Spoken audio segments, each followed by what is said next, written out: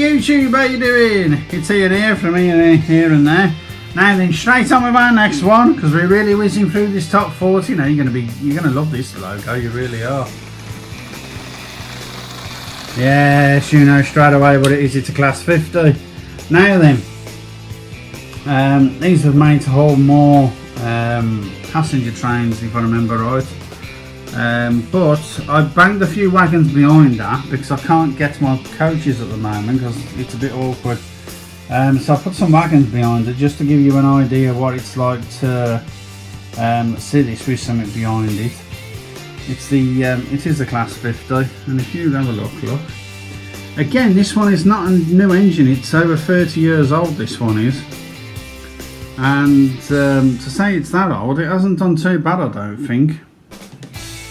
You know, because at the end of the day, you know, when I was bought these locomotives, although they've got the odd buffer missing and that, there isn't nothing major. To say I was a child, and you know what you like when you're children, you don't look after things, do you? You think, oh well, it can be replaced. Mummy and Daddy will buy a new one for me, you know it is. But then suddenly Mummy and Daddy ain't there to be able to replace it. And then you have to start replacing it yourself, and you realise then just how much these things cost. Running on DC, I haven't got the DCC in here yet, but I will get it on DCC eventually. But at the moment she's on normal DC. Let me get her moving so you can see what she's like when she's shifting.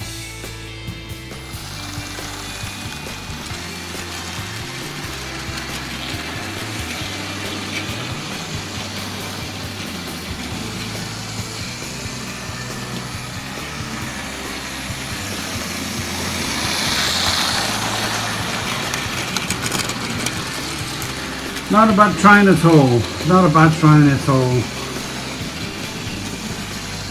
Absolutely marvellous.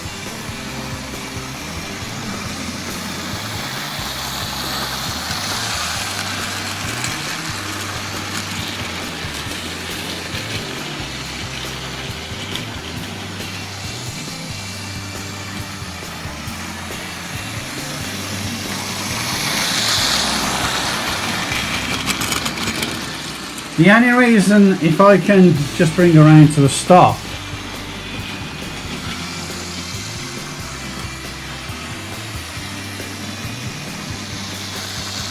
just in front of the iconic signal box. If I can just hold it there for a moment for you. The only reason she's up as high as she is in the top 40 is because this one doesn't pull very much. You start banging any more than about 4 carriages behind her and she starts playing up, she starts not pulling it.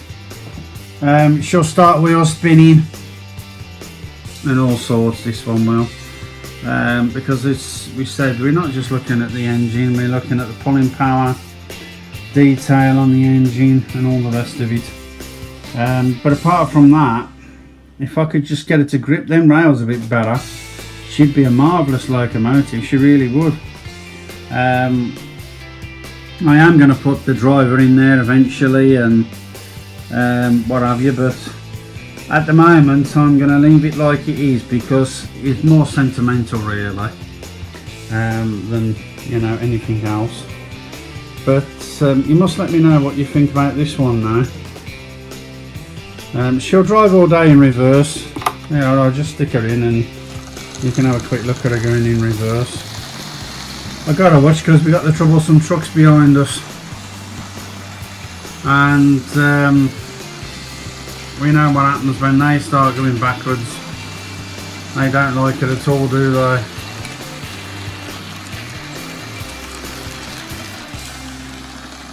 They are absolutely marvellous. But apart from that, I think she's a good looking locomotive. I don't know what you think. She's got all the bits and pieces to make her look nice. It's just a shame that you know, you can't, well, I can't see it on my iPad very well because I haven't got my extra lighting on, but Yeah, lovely engine, absolutely marvellous. As I said, the only reason she's up here is literally because she can't pull that much. I really need to try putting more ballast in the locomotive. Probably that would do it, because at the end of the day, you know, she's a gorgeous looking loco. I don't get to bring her out very often, I'll be honest, because with it being sentimental, look, you know, you don't want to bloody wear it out, but eventually it will wear out, the same as the rest of them will. But there's always replacement motors to put in them, and like I said on the last video, I'm going to be doing a how-to after our top 40, changing out a locomotive's motor, the Flying Scotsman. That's another very old locomotive, but I hope you've enjoyed this one. You must let me know what you think in the comments box, and I will see you again very soon. Have a good evening. Bye for now.